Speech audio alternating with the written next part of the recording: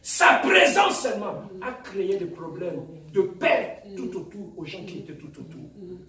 Il y a des gens qui sont sous des lois de malédiction qui sont comme des Jonas. Quand il entre dans ta vie, ce sont les pertes qui commencent. Au moment où tu as vendu anormal, intellectuellement correct, mais tu ne sais pas cette personne est soumise à quelle loi spirituelle dans sa vie. Il y a des gens qui sont soumis à des lois de perte. Tu peux l'épouser, venir habiter dans ta maison. Et mois après, tu perds ton travail. Le lendemain, la maison prend feu. Papa, ma kamuso ya malamoko. Le lundi, tu te dis, ok, prends mes actes, je vais travailler, bosser dur, je vais faire des heures supplémentaires pour payer toute cette dette-là. Tu arrives au travail, on te dit, monsieur, on va te donner ton 4%, viens lundi. Autant l'icolo, autant l'inassé. Il y a un Jonas dans ta vie. Il y a moi, je dis toujours aux jeunes, vous qui n'êtes pas encore mariés, bibala balateya, au bomavinayo. Tu vas détruire ta vie. Il y a des gens qui sont comme des Jonas. Quand ils entrent dans ta vie, tu vas jeter tout ce que tu avais comme marchandise dehors. Même tes économies au bois. C'est comme cette femme qui avait ses enfants. Papa Ngali, chiffre d'affaires $500. Il a perdu en un jour. Pourquoi? Parce que dans sa vie, il avait embarqué des gens qui étaient soumis à une loi de malédiction, une loi de perte.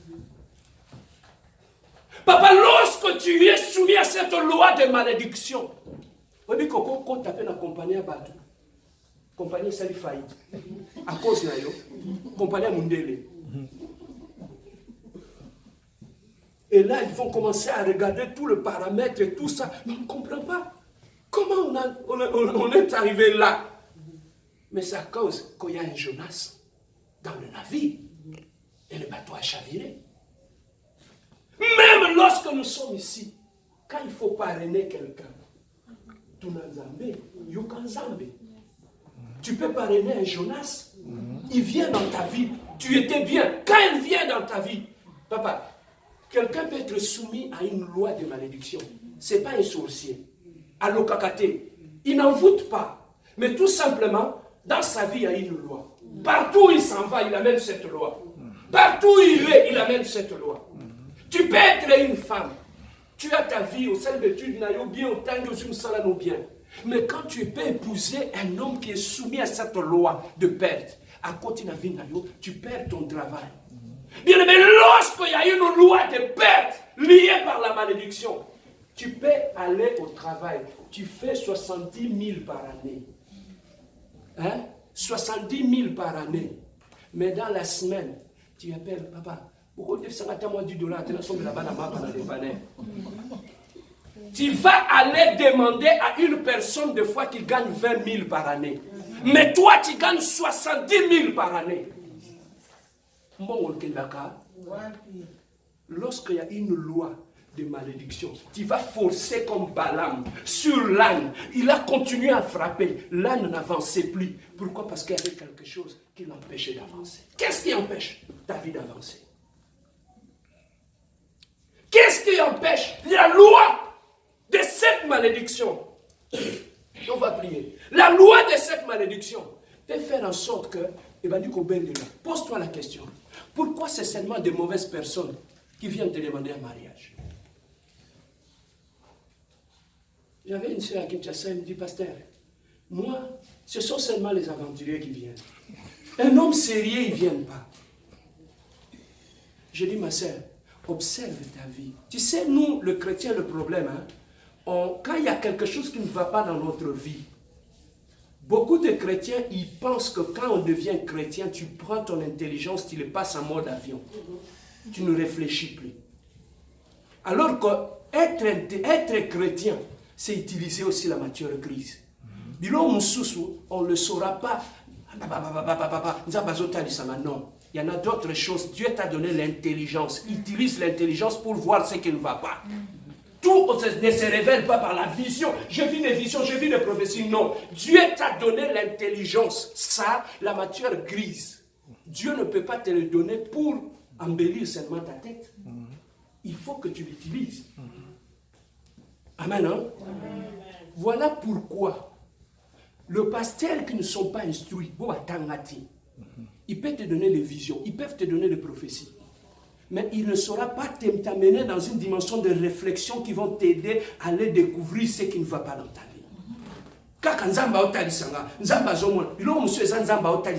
On reste, moi quand tu viens me voir, on s'assoit, on réfléchit d'abord avant la prière. On trouve les causes sont où? On ne peut pas éliminer les causes sans pourtant, on ne peut pas éliminer les effets sans toucher aux causes. Amen. Hein? Voilà pourquoi même Dieu dit, vous priez mal. Pourquoi? Parce que tu pries, Seigneur. Tu pries, dans tes prières, tu t'attaques aux causes. Tu t'attaques aux effets.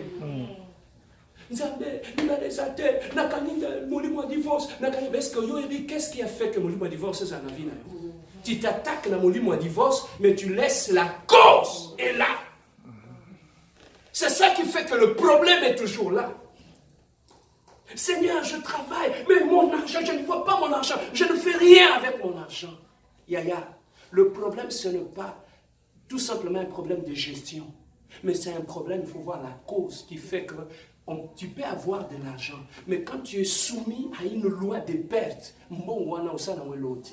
on te paye les vendredis. Hein? Tu arrives le mardi, compte zéro. Hein? On se retrouve, hein? Maintenant, on se pose des questions. Bon, ça vous a jamais arrivé? Tu te poses des questions? J'ai un ami, il a des jobs.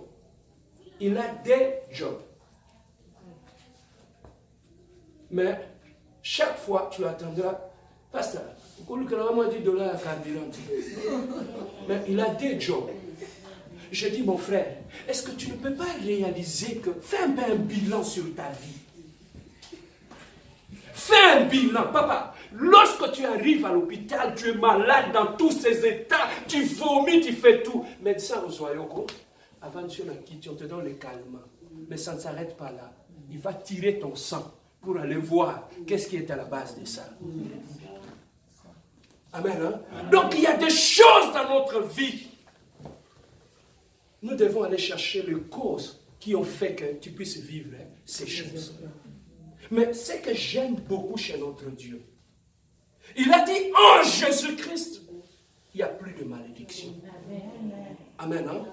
Il a dit, il a donné à la postérité de la femme le pouvoir de marcher. Amen. Hein? Maintenant, réfléchissons comme des intellectuels.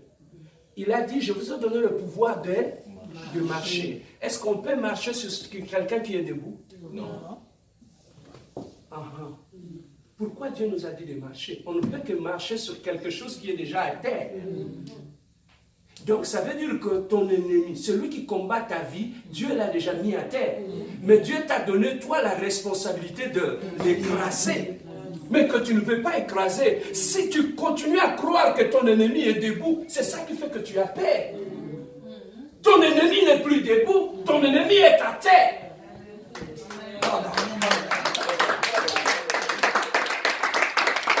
C'est déjà un ennemi qui est vaincu. Mais c'est à toi seulement.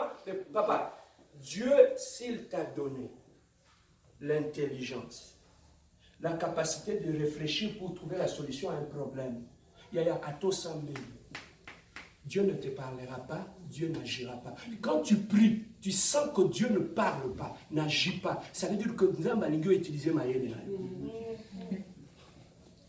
Est-ce que je peux avancer? Amen. Dieu, il y a des choses dans la vie. À un problème spirituel, il faut une solution spirituelle. Mais à un problème normal, Dieu va te demander d'utiliser ta tête. Il y a beaucoup de choses, et on est en train de tirer ailleurs alors que l'objectif est ailleurs.